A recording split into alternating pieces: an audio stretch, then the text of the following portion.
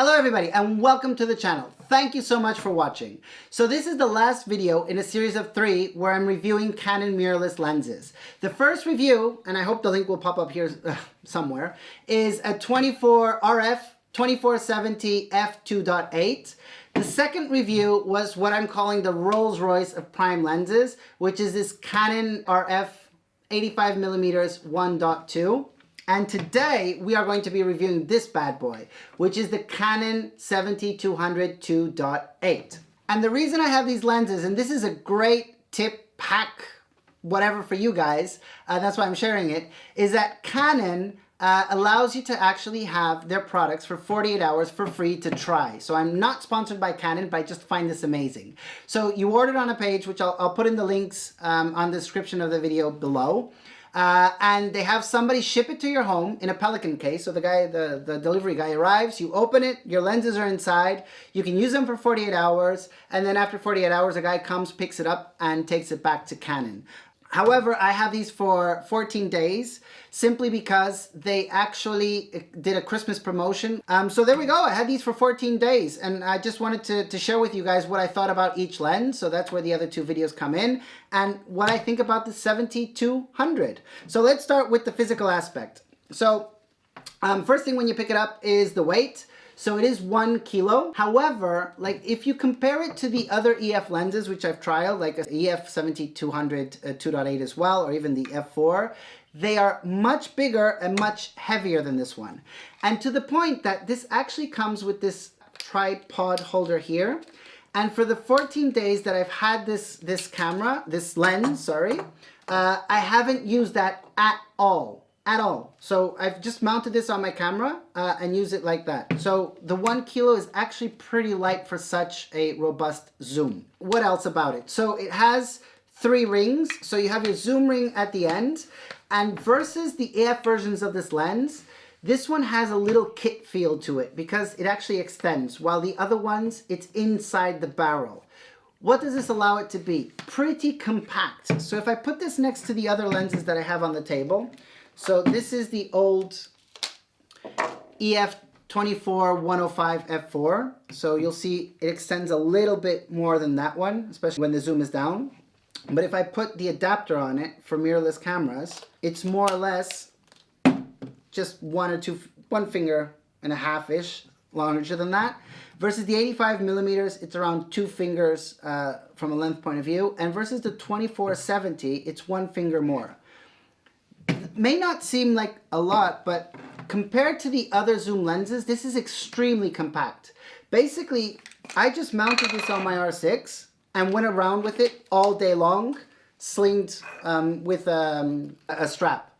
And I could just do that. I mean, it's pretty, especially because the R6 is such a light camera compared to the old DSLRs like the 5D or even the 70D. Like, I can just go around with this all day long and I'm not feeling that it's too heavy. It is 1 kilo plus the weight of the camera, so some people might not agree with this. Going back to the ring. So you have, first up is your zoom ring, then you have your focus ring. The focus is by wire, so it's electronic focus, not manual. And then you have here the control ring, which is a feature of the mirrorless cameras.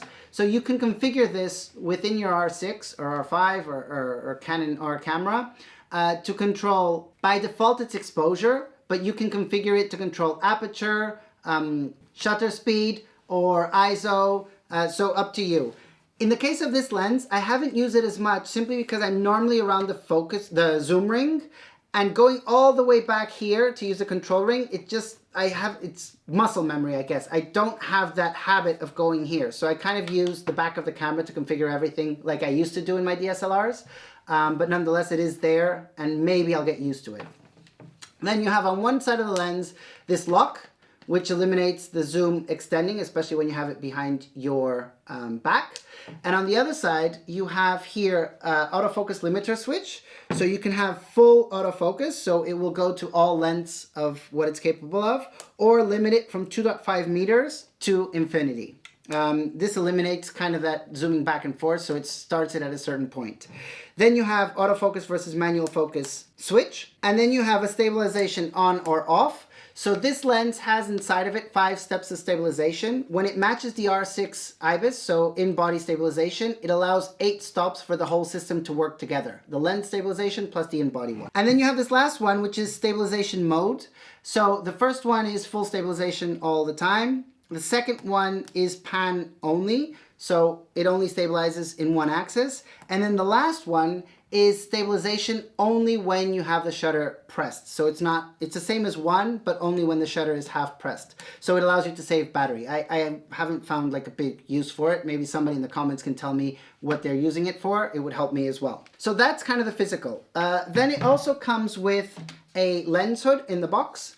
And there's one thing about this lens hood that I've never seen before, which is this little door here. So when you assemble it, you have a little door here. And I was wondering what this is for. And actually, after some investigation, this polarizing filter, circular filter, won't fit this lens. But for you guys to see what it does, as an example, it will help already. So when you mount a circular filter to your lens, you have this little knob to move it. And what this door allows you to do is actually move that little knob on it without any problem. So that's what that door is for, which I had no clue. So with that, let's see, would I buy this lens? What do I like about it and what do I dislike about it? Actually, like quite a lot. So the first thing is sharpness. You guys will see a picture now coming up of this bird I was picturing. This is the full image and this is the crop in. You can see how laser sharp it is on that bird. Number 2 is the autofocus matched with the R6. This has dual nano USM motors, which makes the autofocus blistering fast. I mean, you're following subjects. I was doing portrait work around my kids, and they're moving super fast. And every time the R6 is able to find their eye, boom, this is able to focus on it. Super fast. I have it in servo mode, and every time it was able to find them in milliseconds. Third thing is the size. So this is not very big for a 70 to 200 lens. And I can just carry it around all day. So actually out of all the 3 lenses that I've been testing, the 2470, the 85, and now this one, this was the one that stayed by default on the camera the longest. It was easy to carry around. The picture quality was great. It had the focal length that I need, especially outdoors. So I would just lug it around and kind of leave these in the bag, which says quite a lot about a lens. Number 4 is the aperture. So having a 2.8 in this lens means that I could really blur out the backgrounds when I was shooting. So I did a couple of shots of animals out in the park, and you can see how this 2.8 allows you to focus on the animal, so focus on what I intended people to look at, and have that like more this focused effect on the out. So that is definitely something that I like in this lens, and an upgrade from an F4 version of it. So it kind of makes it one step more. And then the last thing is the silence for video. So let me turn on this camera, make it video, and with silence, do you hear anything of the autofocus? It's virtually silent, the autofocus on this lens. And what does that mean? That means that I can video with a microphone on this lens without having that noise creep in. So I used to have these older USM lenses, like the 50 millimeters, which is impossible to do. Now, this lens with a microphone on camera might not be the best combination because, again, this is a 70 to 200, so the person will probably be a little bit far away. But even so, being able to record on camera with a Rode microphone or something up here without hearing the lens, for me is a big plus for video. And this definitely could work for video. So now that I've told you what I really like about this lens, what would I improve? So the first thing is the quality of it. So let me take it off the camera. In spite of the cost of this lens and everything, it does feel less robust than the EF versions of it. Simply because of this kind of more plasticky feel and this zoom coming out. I know it saves size, but it doesn't feel as sturdy as the older ones were. The older ones, it almost felt like you could throw them at a wall and it would break through the wall. This one just feels much more fragile in your hand. And with that one, the other thing about this, for such an expensive lens, is lens creep. So while this is behind your back or anything and you're wiggling and wobbling, you see that the zoom comes down. So same thing that I've noticed if you have it on a tripod and you're pointing it down, after a while the zoom starts coming down as well. So it does have something we call lens creep. It's easily fixable, and I actually did a video on a hack to fix this. But even so, this is a very, very expensive lens, and I would expect the build quality to be slightly better than what it is. It's not bad, but could be better for the cost. The second thing that I dislike about it is minimal focus length. So the minimum focus is at 70 centimeters, which isn't quite a lot if you want to get inside the action of some of the shots that you're doing. So you can always do separate yourselves a little bit more and then crop, but even so, it would be nice to have not macro capabilities, but something slightly less. Something like, for example, the 24-70 allows you to do, something like 30 centimeters. And the last thing is the cost. It's a lens that costs £2,659, which is sizable. It's almost the same price as you would get for a kit of an R6 with a kit lens. So it is pretty expensive.